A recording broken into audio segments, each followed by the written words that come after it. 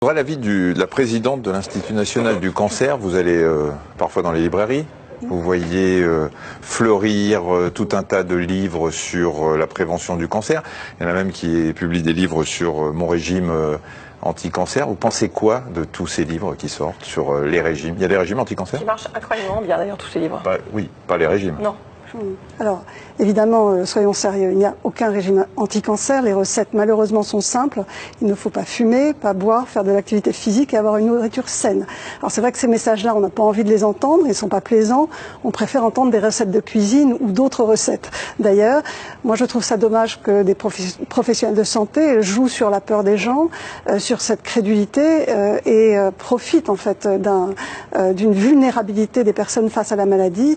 Je pense que ça n'est pas sérieux et bien entendu, nous ne soutenons pas ce type de publication. Alors vous ne soutenez pas, mais vous avez des moyens de faire pression sur ces professionnels de santé ou c'est le Conseil de l'Ordre qui devrait s'en mêler? Comment ça se passe? On voit tellement de livres qui sortent et qui racontent n'importe quoi qu'au bout d'un moment, on se demande pourquoi personne ne dit rien. Alors on essaie de réagir. D'ailleurs, dès que des idées fausses circulent sur le cancer, pas seulement les recettes de cuisine, mais toute idée fausse, notamment sur des facteurs de risque totalement improbables, nous essayons de réagir sur le site internet de l'INCa, par des tweets, sur Facebook, de façon à essayer de rétablir quand même les vérités scientifiques. On est une agence d'expertise scientifique, indépendante, transparente.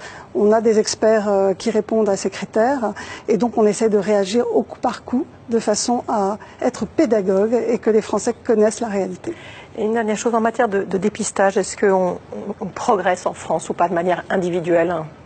Alors malheureusement pas. Les dépistages en termes de participation restent totalement stables. Les Françaises se dépistent bien. On pourrait faire encore mieux, mais 52% participent au dépistage organisé du cancer du sein. Il y a des pays où c'est 80%. Hein. Oui, alors il faut rajouter les 10% de dépistage individuel, c'est-à-dire des femmes qui vont spontanément faire une mammographie.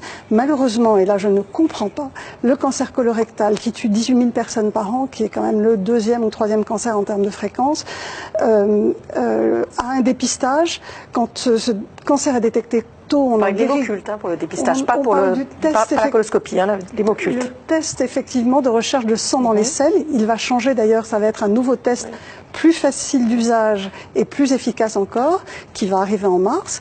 Et ce test permet chez soi, dans ses toilettes, de dépister éventuellement un polype qui saigne ou un petit cancer, dont on peut guérir dans 9 cas sur 10, et les Français ne participent qu'à 30%. Il faut savoir qu'au Canada, dans certaines régions, ils sont à 90% de participation.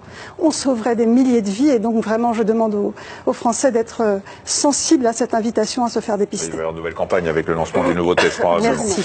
Merci beaucoup d'avoir accepté notre invitation.